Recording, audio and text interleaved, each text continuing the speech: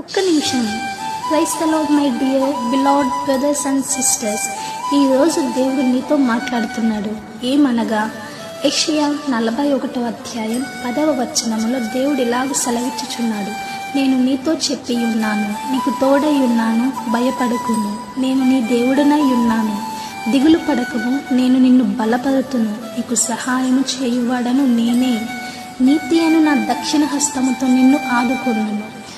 నిజంగా దేవుడు భయపడకు అని రోజుకు దినదినము కూడా మనతో చెప్తున్న వాగ్దానాన్ని ఒక్కసారి గుర్తు తెచ్చుకుంటే నీలో చిన్న ఆవగింజంత విశ్వాసం ఎలా ఉండాలో ఆవగింజంత భయం ఉన్నా కూడా నీ సాతానికి చోటు ఇచ్చినట్టే.